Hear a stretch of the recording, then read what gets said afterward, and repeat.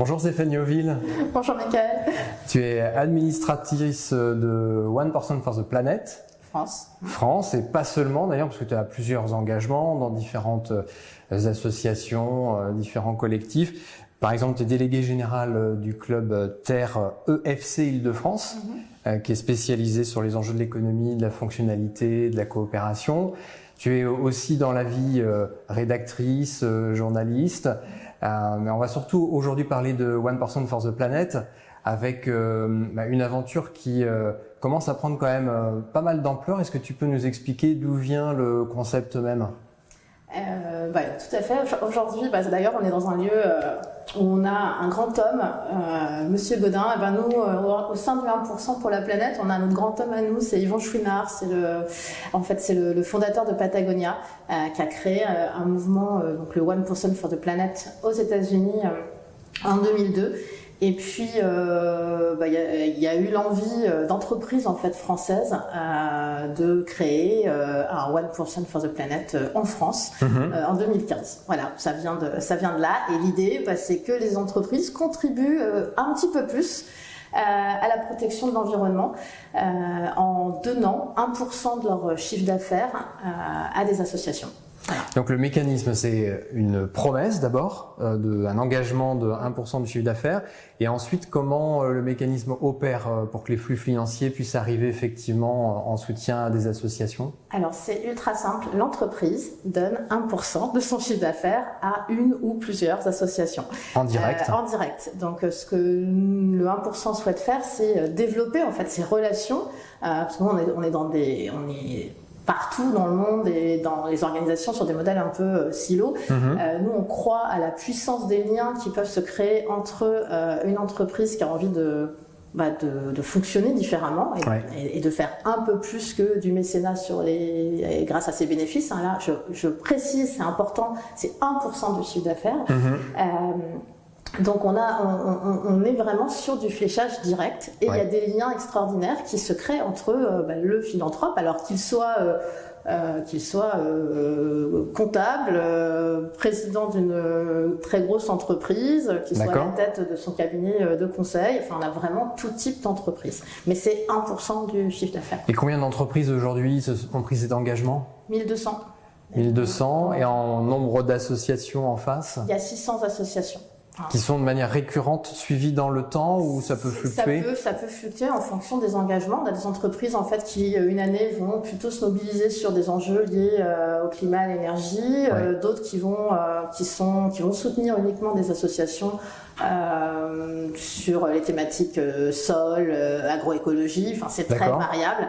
Et on a des entreprises, parce que l'intérêt en fait du don direct, c'est que les engagements en général, quand vous avez commencé à créer des liens avec une association, vous n'allez pas 2 ans après dire bon voilà, je t'ai aidé à agir sur parfois d'ailleurs le même territoire en fait. Il y a des liens aussi qui se créent à l'échelle du territoire. Et puis je te laisse tomber. Enfin, en général, quand on est au 1%, on y reste et on s'engage sur la durée. Et en 2021, pour avoir un ordre d'idée, ça représente quel volume de financement ? Alors c'est 10 millions d'euros. France, voilà. Et à l'échelle du monde, tu connais le chiffre à peu près ? Je crois que depuis 2002, on a distribué 450 millions d'euros. D'accord. Je pense que à l'échelle du monde, on va dire que le monde, c'est quand même beaucoup les États-Unis et la France dans notre exemple. Je n'ai pas le chiffre en train, tu pourrais te le donner. D'accord. Et est-ce que tu aurais un exemple ? Alors j'imagine qu'il y a plein d'associations et de beaux exemples, mais est-ce que tu en as juste un à nous partager ?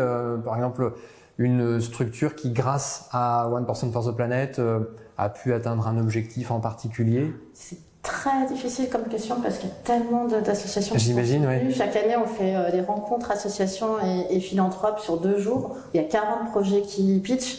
Avec des entreprises qui soutiennent les projets. Je pourrais parler de Bloom, par exemple, avec Claire Nouvian, qui se bat qui a fait un projet, en fait, parce qu'il y a plusieurs combats, mais là, c'était contre la pêche électrique. Donc, il y avait besoin de fonds, en fait, pour soutenir des actions qui étaient entreprises au niveau européen.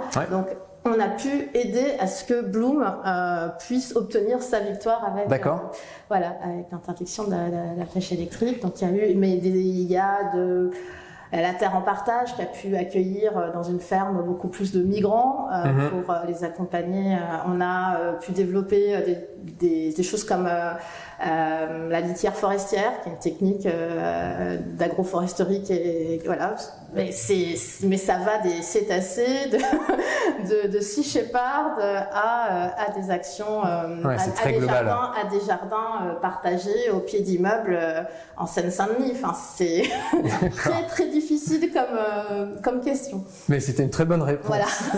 Et les perspectives là d'avenir sur les prochaines années, vous avez des caps, des ambitions chiffrées sur les volumes, par exemple, de fonds collectés? C'est difficile parce que là, forcément, on est tous dans une période où à la fois les entreprises, les entrepreneurs sont convaincus qu'il faut agir plus et nous, c'est très encourageant. On a eu, par exemple, pendant la période du Covid, énormément paradoxalement, beaucoup d'entreprises qui nous ont contactés, qui ont rejoint le collectif. Donc ça, mais là, on est quand même à une période, une nouvelle crise qui est en train qui est déjà bien présente. Donc c'est difficile d'évaluer la philanthropie, mais nous, notre objectif en tout cas, c'est que la philanthropie environnementale qui aujourd'hui c'est 7% en fait. Les entreprises la philanthropie elle existe. Mais nous, ce qu'on veut, c'est que ça cesse d'être 7%, parce que 7% de la philanthropie totale qui va juste vers l'environnement, c'est trop peu au vu des enjeux, actuels qui sont. Je sais que t'en es convaincu et le Grand Rebond est totalement mobilisé sur ces enjeux-là. Donc 7% c'est rien. Enfin, moi, oui, il faut restaurer des petites chapelles. Oui, il faut restaurer plein de très vieux musées. Mais si demain on n'a plus de, si on ne peut plus respirer, si on ne peut plus vivre, parce que ces problèmes environnementaux n'a pas pu accélérer assez vite, ça se fera pas, ça sera pas possible. Donc nous on milite pour que la philanthropie environnementale se développe, parce que les associations ont autre chose à faire qu'à passer leur temps à remplir des dossiers de subvention, à lever des fonds. C'est chronophage et c'est pas, c'est le rôle des entreprises.